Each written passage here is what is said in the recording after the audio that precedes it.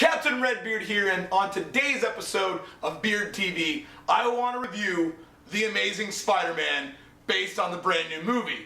Now, when I was going to do this review, I was kind of wondering how I should approach it. Should it be like a video game review, or should I focus maybe on the fact that it's a movie game review? Because as most gamers know, movie games generally are pretty effing terrible. They're just not very good.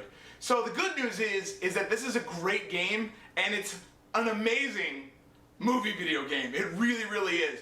Now, I kind of wanted this to be more like Spider-Man 2, because if anybody else played Spider-Man 2 back on the PS2, that was really good. It was the first Spider-Man game that was open world. You could go all the way down to the city. You could go all the way up to like the tallest skyscraper, and it was really, really badass. I didn't really love Beanox's, that's the developer. I didn't really love their last two Spider-Man games because they were very linear. You couldn't actually like grab onto every environment. You couldn't grab onto every surface. But on this one, they went back to the open world setting, you know, kind of based on the movie, because they wanted to have that whole New York feel. One of the first things that I really noticed was the new web rush mechanic. Now, I wasn't a huge fan of this the first half hour I was playing the game, but then I realized that what it does is it actually adds a very focused, a very channeled way to have combat, or a way to traverse around the city. It kind of slows down time, and you can kind of pick your next location, or you can even like target an enemy or interact with something. You can just kind of zip down to like, you know, a trash can or something, and you can just turn around and throw that at the enemies. Really, really cool web rush mechanic for a game that you can kind of control the character that's just so rapid and quick and all over the place. It adds a very, very pinpoint precision kind of combat system, so very cool. This game is kind of broken up into chapters. This is something new I've been seeing in a lot of open world games, where even though it's broken into chapters, it still is open world. What I really liked about it is that I'm kind of a completionist, so if there's side missions, I'm going to do those first. What's cool is every chapter kind of limits the amount of side missions you can do until you actually finish the level and then move on. So I kind of liked having that, where the game doesn't just kind of organically pop out new side missions. Whenever, you know, you get to a certain point, they're just kind of there until you're done with them inside of the chapter. So it actually works really well. The graphics are amazing. The game looks fantastic. This is the most polished Spider-Man game to date. Absolutely. You know, the environments, the characters, all of the rendering looks really, really good.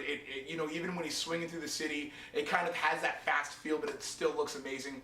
The combat is fantastic. Really, really took a cue from the Batman Arkham series, and they look really, it plays really, really great. It's got a whole kind of, you know, the Spidey sense, so you can kind of dodge.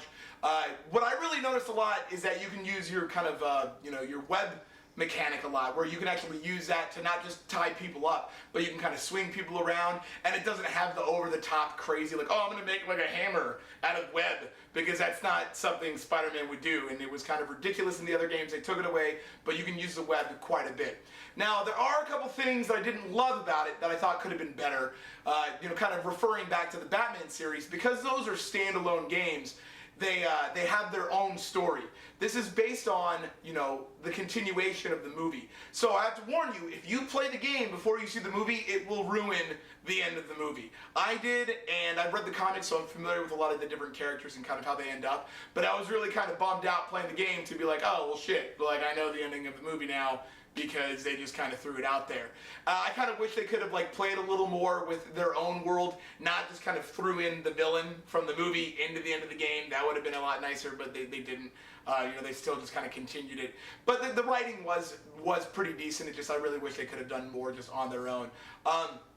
The Unlockables, you can actually unlock different spider suits, but to really unlock those in-game, you actually have to go into the menu, and you have to turn off you have to disconnect from Xbox Live and change the date to a future date to find where these unlockables are. So if you buy the game now and you're not going to pick it up again for another 8 months, you're not going to be able to play in those suits unless you change the date on your Xbox. And I'm kind of a completionist, so I didn't want to do it, but you know, I like the other suits, so screw it.